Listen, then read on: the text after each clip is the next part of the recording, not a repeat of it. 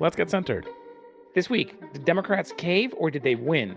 We'll discuss it with the panel. Plus, Adelita Grijalva is finally sworn in. Now, will we see more of the Epstein files?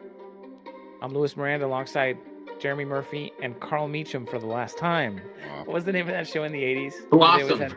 Blossom. Blossom. Tonight, on a special on a very Blossom. special Blossom, Carl bids goodbye. No, I thought this is more like The Last Cheers. What are you talking about? The Last Cheers. Yeah, there you go. Last Cheers. The Last Cheers. You know, Last it's funny Cheers. when You're Sam Malone. That's why you're covering the bald spot. Yeah, I'm Sam when Malone. they aired The Last Cheers, afterwards they aired like a Tonight Show reunion with the cast and Jay Leno, and the cast was so drunk because it was at like 11 o'clock and they were just wasted, and it'd be funny to watch that again. That's amazing. Yeah, Carl is not drunk. We'll say that. No. But Carl, you've taken on a new endeavor, so congratulations. Thank you We're so going to much. miss you here on Centered. Yeah. We'll also implement some formatting changes over the next couple of weeks and over the holiday as we take the Thanksgiving break. We'll try a little bit of that this week as we run through the week's headlines. But yeah, Carl, we're going to miss you. We had a fun run here. Absolutely. A lot of cool episodes that I think brought a part of a conversation that is often ignored in a lot of the mainstream outlets and in the typical political coverage that people are missing. I think we're one of the only places where you've been consistently hearing about the demise of media. Yeah. We've covered the Latin America issues in a way that is extensive and provided depth long before anyone realized that Donald Trump was bombing ships in the Caribbean. We were already all over that. We've covered a lot of the political dynamics behind the scenes in a way that I think is responsible. So really, it's been a pleasure and a joy to do this with you, Carl. We're gonna miss you. Yeah, no, I likewise. You guys are great, and I just wanted to just mention, this was always about something simple, but I think hard to find these days, which is people with differences just choosing to sit down, listen, laugh, and talk to one another with respect. And I think we didn't hide our disagreements. I think we worked through them in our episodes, and in doing so, I think we tried to show that our shared humanity matters more than the tribes we're pushed into. I'm proud of what we built together, and grateful that we took this journey together. And one thing I really I love about the show is that some of the guests change our minds.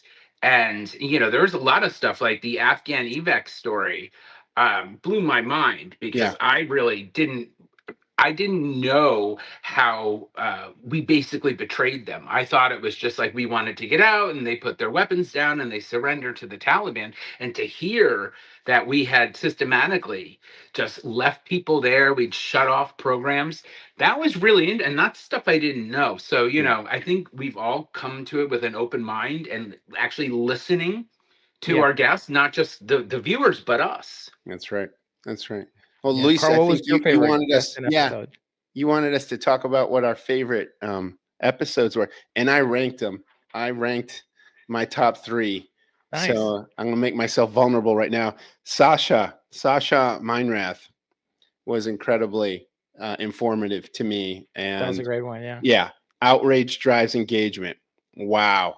Talking about social media and the clickbait world. Then second, Charlotte Clymer is number 2 for me.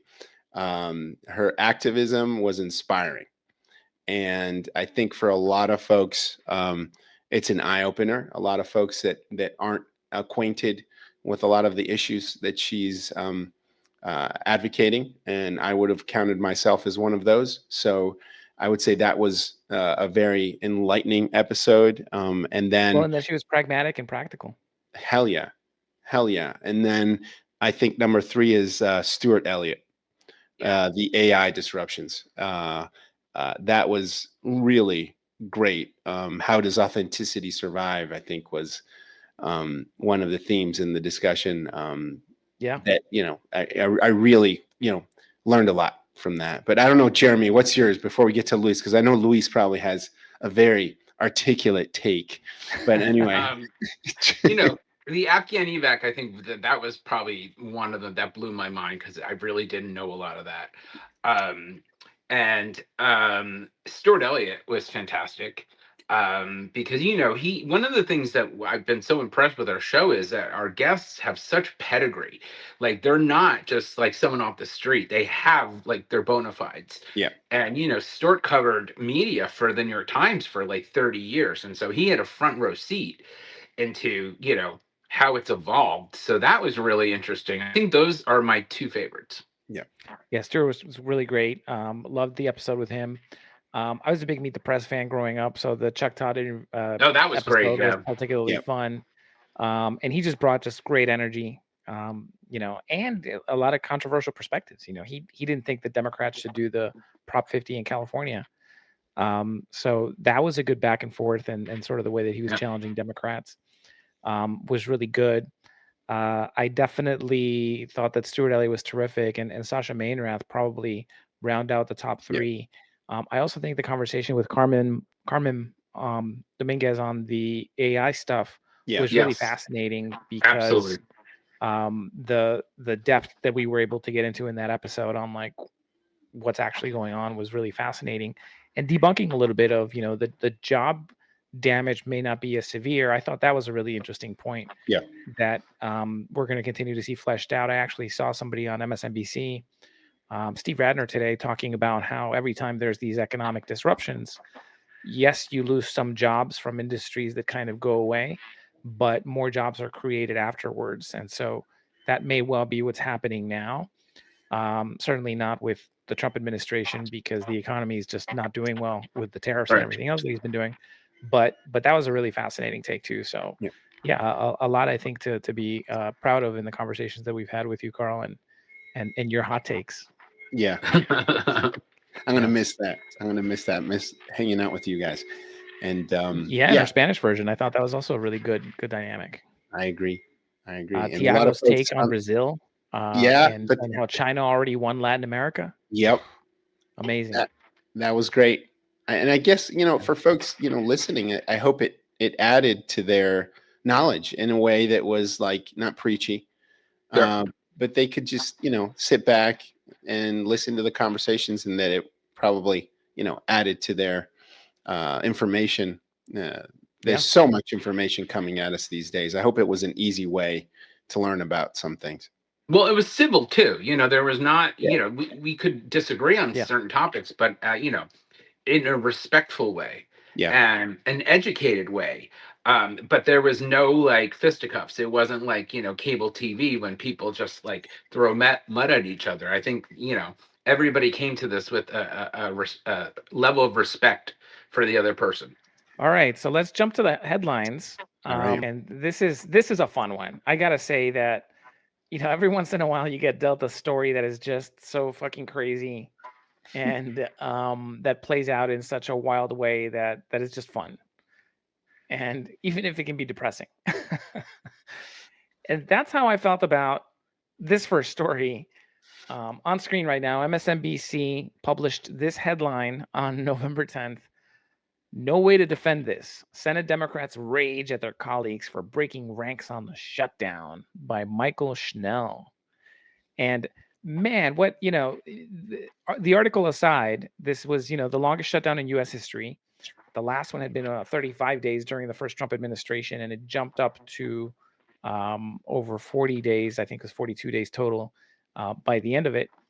And it is over because a group of Democrats, moderate Democrats, worked with Republicans to put an end to it. And man, they've had a lot of backlash. And so, Carl, let's tap into your expertise in the U.S. Senate one last time. How did you see this? Because there's a conventional wisdom now emerging that this was actually a win, and even though so many people are upset about it. And so I'm curious what your thinking is from your long and distinguished career in the U.S. Senate. Yeah. So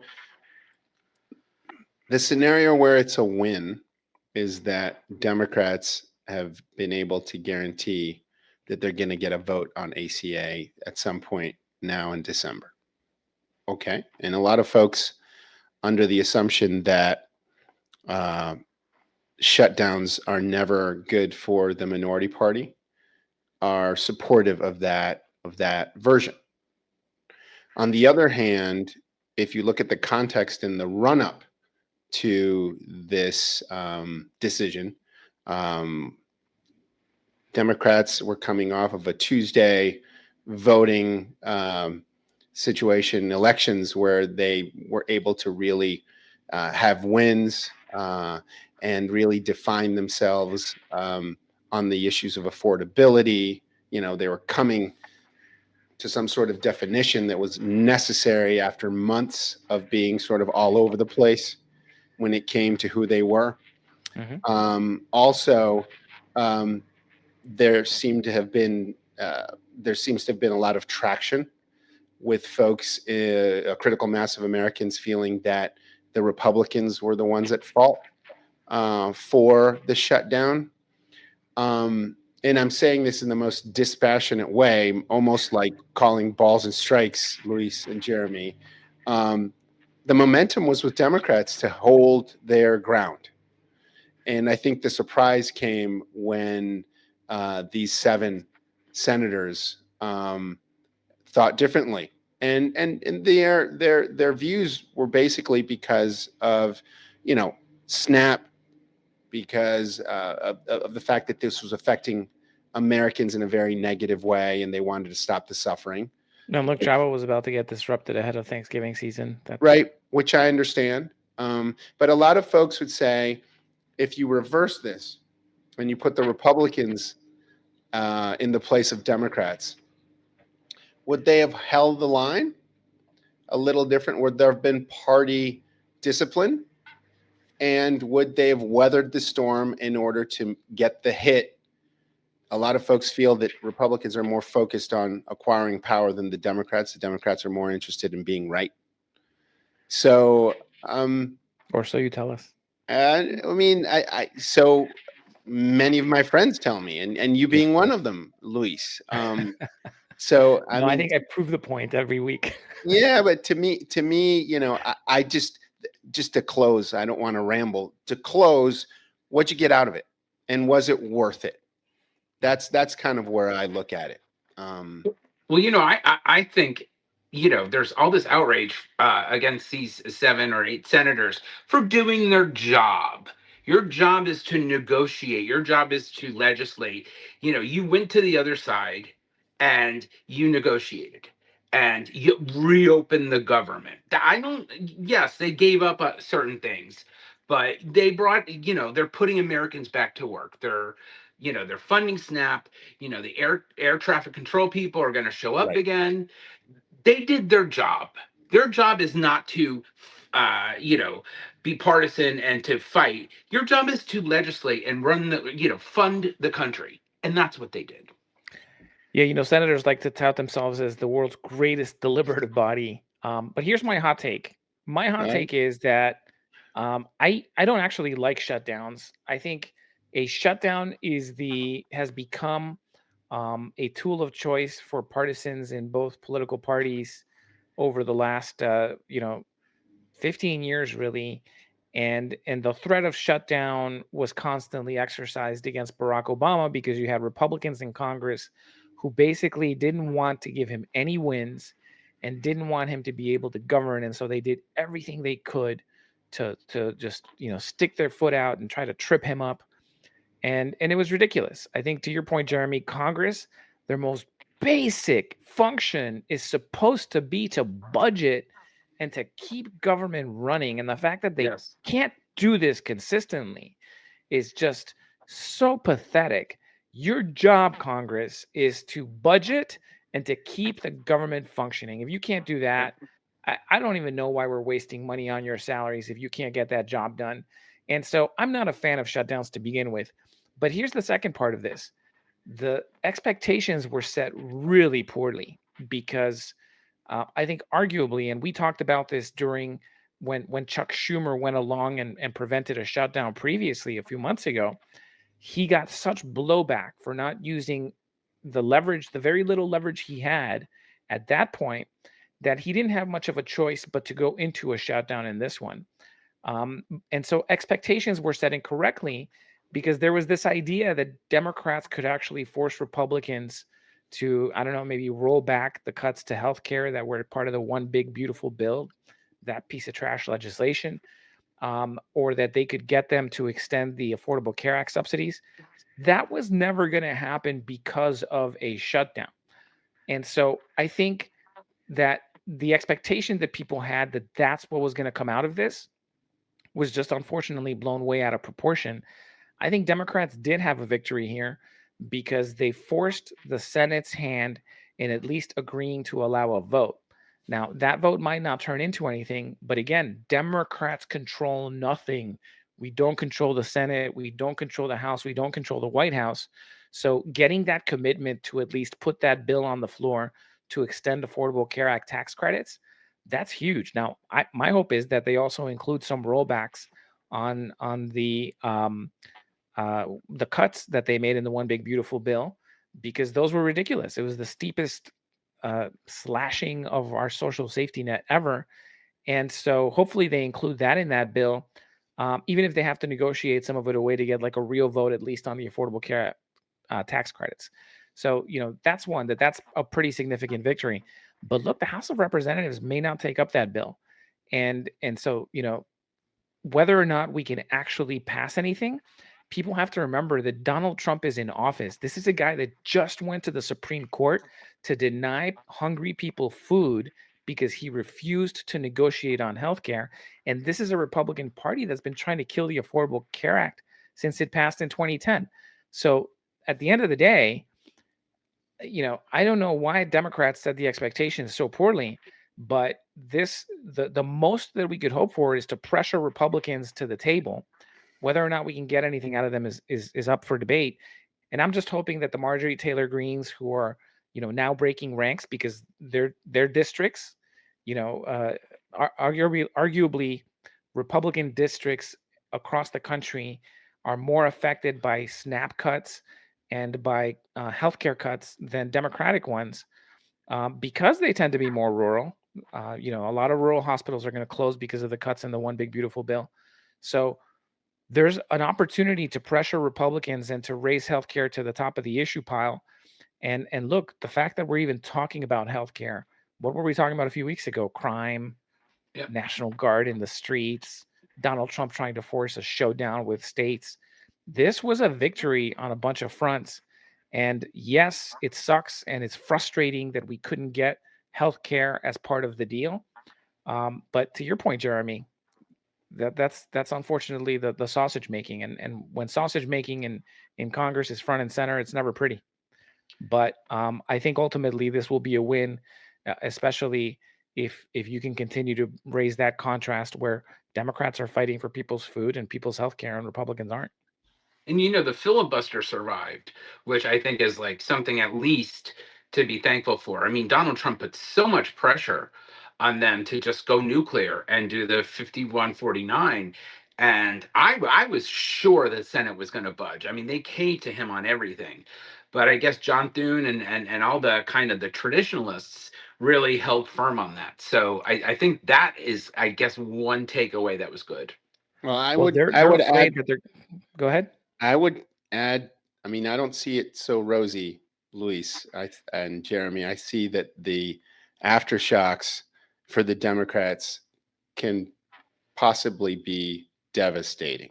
And Well, why am yeah, I because saying the this? circular firing squad is devastating. No, I mean, why am I saying this? You had 7 members that were, let's call them the centrist members of the Democratic Party.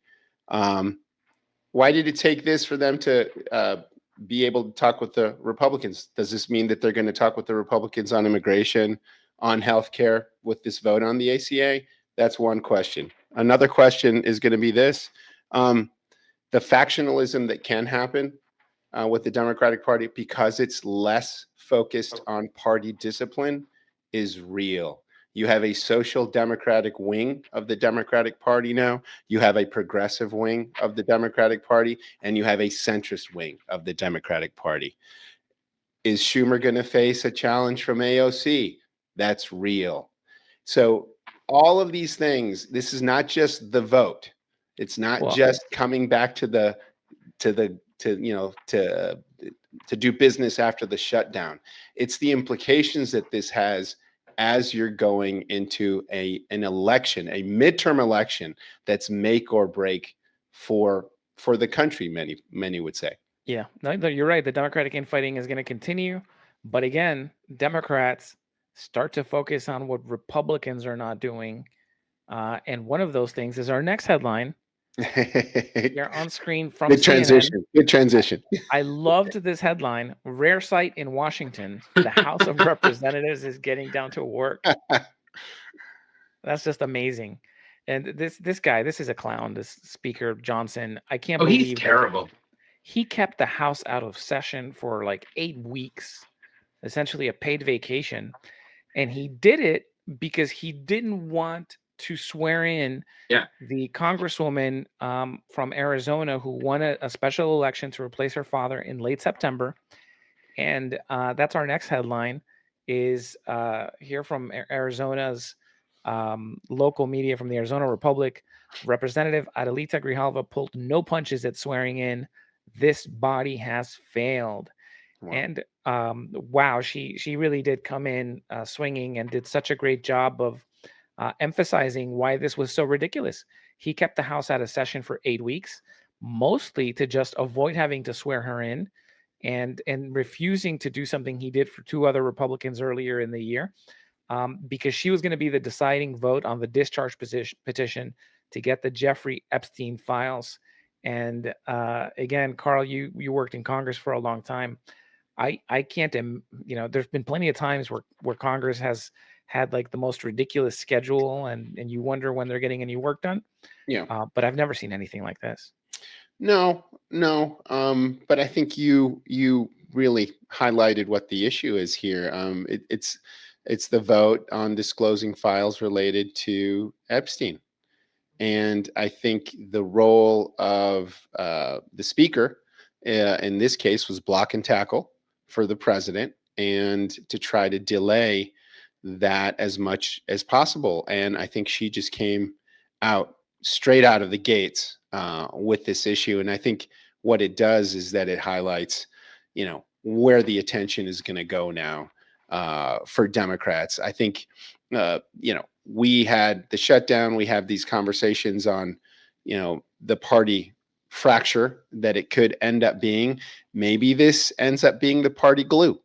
Maybe this ends up really putting together folks that otherwise would disagree, because there's certain ideological differences. I mean, let's not be, cute about it. There are ideological differences within the Democratic Party. There are, and that circular firing squad is going to continue. Right. It's that's a good for our next headline here, which is from Forbes magazine.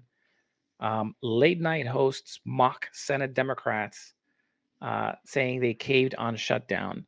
And they point out that the Daily Show host Jon Stewart dedicated his entire opening monologue. Started out telling the audience, "I can't fucking believe it, they fucking caved."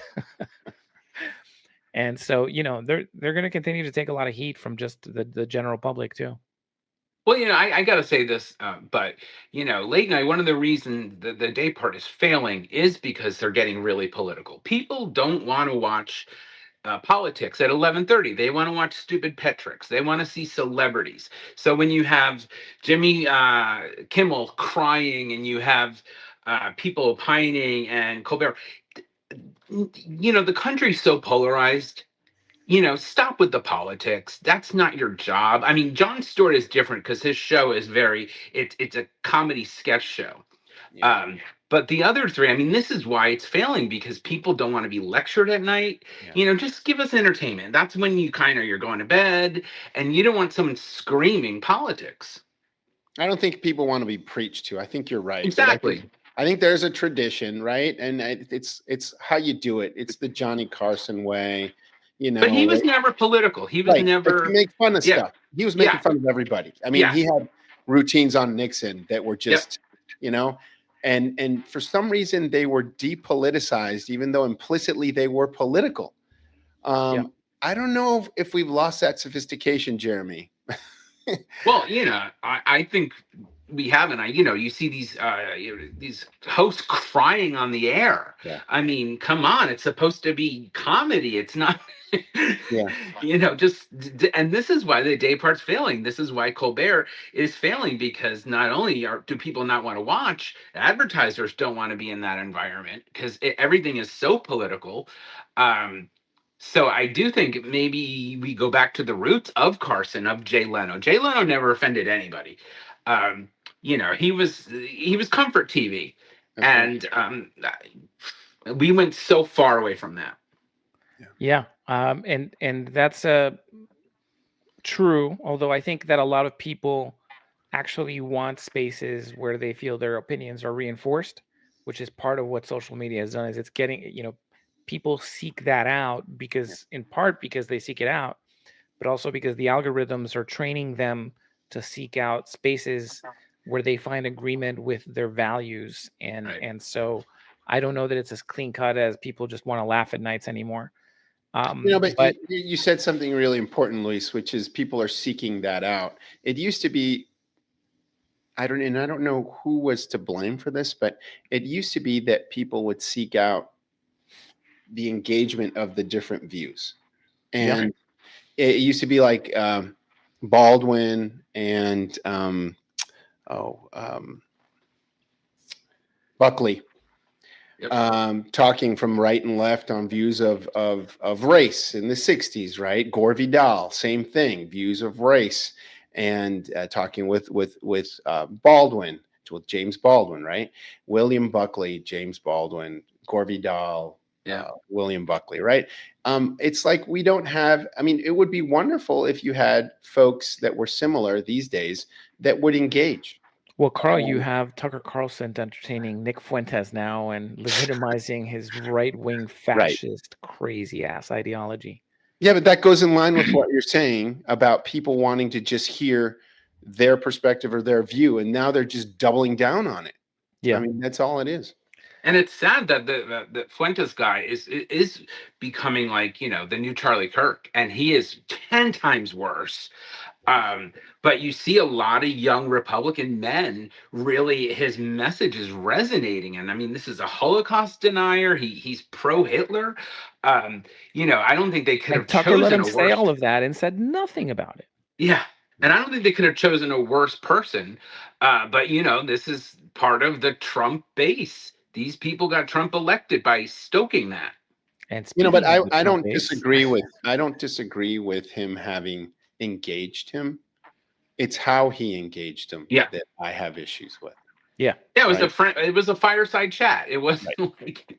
yeah, he didn't challenge any of the crazy stuff he said, and that's pretty pathetic. Yep. But speaking of Trump's base, this is our next headline, which I think is a brilliant one. From Axios is Mark Caputo. Well, Epstein files become a fiasco of Trump's own making.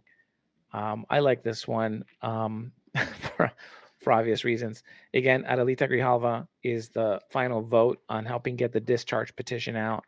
But as Mark Caputo wrote here, 4 months ago, President Trump blocked the release of the Jeffrey Epstein files. Wednesday's disclosure of thousands of Epstein emails showed why. And by the way, the disclosure that we saw already yesterday of these emails had nothing to do with the discharge petition. This was a tranche of emails released by the House Oversight Committee. And then, the conservatives released some too. And even the ones that the conservatives released were not good for Trump. They show Epstein basically talking about how dirty he was. And then you have Donald Trump trying to get a couple of the right-wing House members to agree to not signing the discharge petition. It doesn't seem that they're going to go along with it. I think he's in a pretty bad situation here. Well, a make of his own making. You could trace that back to him appointing Pam Biondi and Kash Patel to these positions where that the investigation really started, and these two had stoked the conspiracies and stoked the outrage, and we're gonna like shock people, and all of a sudden now they're in the Trump government. They tried to downplay it, but I think that the genie was out of the bottle. Yeah. And he's just, he calls it the Epstein hoax. But look, the history that they had together is very well documented. Even more so now that we see these emails that came out yesterday. We'll see what comes out in any follow up. But also now news that Ghislaine Maxwell is getting basically pampered and getting special treatment in jail and like special meals delivered after she met with Trump's personal lawyer turned DOJ official, Todd Blanche. I mean, She's going to nobody, get a pardon. I don't think there's any doubt she's going to but get a pardon. even MAGA people have to be looking at that and saying, WTF. Yeah. Well, all the information that's going to be coming out now, But I'm sure it'll have we an were effect. talking about this before. Yeah. A lot of this is priced into Trump. Like people know this. I mean, the Access Hollywood tape. That if he got elected still after that, there's very little that will shock people about Donald Trump. I think they know his moral character, but they're willing to overlook it because he's giving them everything else. You don't think that details coming out and a consistency in the media will be difficult to swim against, Jeremy? No, because his base doesn't watch typical media. They watch Fox News, and I guarantee Fox News isn't. This is not a topic. Yeah. We were talking people searching out what they want to see. This is his base, Yeah. and any bad news they think fake news. Like they have this automatic distrust of anything bad about Trump is not true. So I don't think this is going to hurt him. I do think it's going to hurt a lot of other people. I think, Bill Gates should be worried. Bill Clinton should be worried. Alan Dershowitz, because Although it they looks are like one of the known. emails said that he never went to the island. Who? Didn't? Clinton. Okay, I believe that. I've not dug into it, but that's I saw. No, there's a flight log saying he went like 16 times. Oh, really? Okay. Yeah. I missed that one. But look, I think on both sides, people are like, let it show what it shows. Yeah. I don't think that, a Nancy Mace or a Lauren Boebert or a Marjorie Taylor Greene are going to sit back and side with Trump and help him continue to hide this. I just don't think that's going to happen. And that brings us to our last headline, though, which is an interesting one again from Axios, from Tal Axelrod.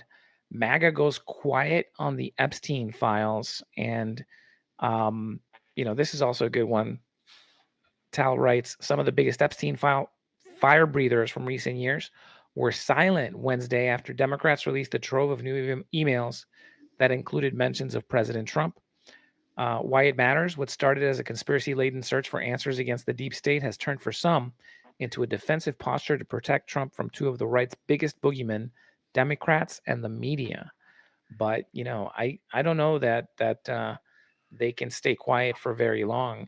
Elon Musk, even when they had their little spat, had posted, remember that he was in the Epstein files. So I don't think that the pressure cooker can just be turned off. Now, do you think these Republicans that are going after releasing it, do you think they would be, if they had known how complicit Trump is in all these things, would they have been so forceful about releasing them? I think my opinion is, had they known earlier all these salacious details, they might not have been so aggressive in trying to get them out. But a lot of this is new information that people didn't know. Yeah, no, that's right. I think, one of the points made in this Axios article is that as soon as the legacy media suddenly started caring about it, and only about one person in particular, it became sus to MAGA. Yeah. That's a quote from the National Pulse's Raheem Kassan. So, maybe you're right. Maybe if they had known, if they see it as the national media trying to attack Trump, then maybe they come back home. But I don't see how they can continue to keep this quiet. I think as long as he becomes popular, or as long as he's popular with his base, I think he's got that how would you say, that card up his sleeve. I think his strength is his base, the 35% that he has, that is not going anywhere, that thinks that everything is untrue of these accusations. So I think it has to be dealt with. I mean, I think those groups that are mentioned are the obvious groups. Jeremy, I'm not as sold on the fact that this constant drip and the details I mean, some of the stuff that's out on these emails really starts to demonstrate that he was really close to Epstein. I I don't don't. think that's a surprise to anybody. Yeah, but I People don't think that know. people are going to get over it, Jeremy. I think Yeah, that they particularly might not. the evangelical world, the Charlie Kirk world, I don't think that's going to go away. Well, I don't think the Epstein files is going to damage his base. What I do think is Medicaid, Mm. SNAP. I was looking for a policy on the Affordable Care Act on the exchange, and I could not believe the fraud. There's all these fraudulent sites, and B, the prices are just ridiculous. I mean, I'm just like, who can afford this? Yeah. And then you read the details of what they're not covering, and the fact that they went after all this stuff, that's going to hurt his base, because a lot of his base is on is on Medicaid, is on SNAP. So I think more than the Epstein thing, the kitchen table stuff is going to hurt him more. But then we get to the Yeah. alternative, and then as we transition, who then is going to be sort of the standard bearer on the Democratic side that's going to be an alternative for folks that are looking around. And Gavin Newsom. that no, but sure, that could be that. Well, but that's not happening in 26. Yeah. But No, bringing it to New York, let's bring it to New York a little bit, Jeremy, because we have the recent election of yep. Mamdani. The close watch that I think, Fox and other right wing media is going to have is going to make a huge difference in how they define other likely candidates in the Democratic Party. And you're going to see folks swimming away from that sort of profile. And as far as a direct impact, though, I'm looking at the recent poll numbers for the governor race in New York. Elise Stefanik is only 3 points away from Kathy Hochul, from the governor in New York State. Is that going to have an effect in New York, but is that also going to have an effect in other parts of the country? I don't know. I think we're still kind of in shock that he won, but all the stuff that he promised, he's not going to be able to come in there with a magic wand. For him to get free buses, he doesn't control that. The MTA is run by Kathy Hochul. Like he can't do a lot of this stuff. You have city councils, you have zoning commissions, you have all these other things. So I don't think it's the sky is falling. And all these billionaires crying, they're not leaving. Jamie Dimon from Chase gave him a call because they want to work together. No one wants to leave New York. This whole thing about like everybody's moving to Florida is not true. That's just garbage. So I don't know. I think, once he gets into office and people see that he's not this fire breather, I think they'll calm down. Yeah, but Kid Rock isn't playing in New York City Thank anymore. God. Um, But here's the thing, as he settles in, the issues that he's going to be working on every single day, a lot of the New Yorkers who voted for him are going to be upset with him just because he's the mayor. Like Yeah. people quickly sour on their elected officials, but it'll be really at the local level. I don't think he'll have an impact nationally, and I think Hochul's future is not tied to whatever happens with Mamdani. At the same time, I think that we're a year away, so a lot is going to change in the next 6 months, and this race for governor in New York is going to look very different as it gets closer, as will the midterms. I think we're still a long ways away from the midterms. if you look at the geography of New York, Manhattan, New York City kind of skews the numbers because it's so populous, but the rest of the state is almost a red state. It's very conservative. It's New York City that really influences. So I'm not surprised that the race is so tight because But it's the an rest of the agricultural state. state. Yeah, the It's rest of what? the state is not as liberal. It's not. It's I'm an from agricultural Albany. state too, I'm from so it's Albany. also Yeah, and it's a blue island, and Yeah. everything that's around Albany is red. Yep. Yeah, So, um, New York has had yeah. Republican governors, and the world hasn't ended. So, these people have to work within a frame with other people. They can't just come in and be a dictator. yeah, Well, Giuliani did that, but there's an argument he saved the city by doing that. But they still have to work within a framework, and Mamdani's going to learn that really fast. yeah. Yeah, he'll be as unpopular as De Blasio pretty soon. Oh, no one will So be we as can't let unpopular you as go, De Carl, Blasio. without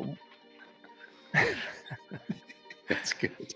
we can't let you go. I had forgotten he ran for president. That's how bad it was. Carl, we can't let you go without your final opinion and hot take on this last story. Top officials present Trump with military options for Venezuela in the coming days, by Jennifer Jacobs and James Laporta for CBS News. Senior military officials on Wednesday presented President Trump with updated options, including strikes on land, according to multiple sources familiar with the meetings at the White House. What's your prediction? Yeah. So, if the administration is serious about forcing Maduro and his collaborators, right, out, and if they don't want to go to war, right, I think promoting an alternative for his departure um, is one issue, but also there has to be credible pressure for him to take advantage of that alternative. There has to be no ambiguity. There have to be no off ramps. So they're really ratcheting this up. I think in this country, there isn't an appetite for war. But the question that I have is, is this working? And the issue that you're seeing more and more, right, is the behavior of Maduro. He doesn't sleep in the same, room, place every night. I think the pressure's starting to get to him. And that's a sort of a take on this that I think a lot of folks aren't talking so much about. I think the media and a lot of sort of the talking heads are stuck in this narrative about, oh, this is war and they're bombing boats, and we're not friends with the Colombians. The Colombians aren't partners. Remember, Luis, what Petro said last week, right? That he wouldn't share any military information with the United States anymore, right? Yeah. This is a government. This is a country that I think we're hand in glove with their military for decades. Um, so a lot of that is being discussed, but I think the American public doesn't want a war at all. I think the American public, as Jeremy has said in many of our episodes, right, is fine with keeping the Gulf secure and bombing the bad guys, right? Even if it doesn't sort of abide by, the rule of law and the due process that a lot of folks in Congress are talking about, not just Democrats. Rand Paul is one of them on the Republican side. Yeah. But I do think that if they are trying to get him to take the offer to go, I don't know, to Russia or to wherever they want to send him, it has to be credible. And I think the threat with, I think, the Gerald Ford, the aircraft carrier, the strongest one we have in our Navy, sitting miles off of the Venezuelan beach, is a pretty credible statement. But look, if Yeah. he takes an off ramp, if he gets, if he leaves willingly, Yeah, he's going to get a golden parachute. They're going to put him up in some hotel. He's not going to live like a pauper. I mean, I would love for someone to pay me not to work. That would be great. Well, yeah, but I don't know if that's the case. I mean, we had our guest Tiago de Argao just a couple of yeah, episodes ago. He gave us some really interesting analysis. He was saying, the military around Maduro's maybe the fifth most important person in Venezuela right now. yeah, Those generals are happy to and eager to put his head on a silver platter to turn over to Trump in exchange for guarantees and that include both their safety, but also their ability to keep everything that they've stolen. I think he was more diplomatic than that, but that was basically the fortunes Right. that they've made while being part of this Maduro regime. They want to be able to keep that, but that they're willing to basically hand him over on a silver platter. So I'm not sure he gets out of this in a way that is in any way good for him. Yeah, Yeah. and let's not forget Nor should also, he. let's not forget the oil.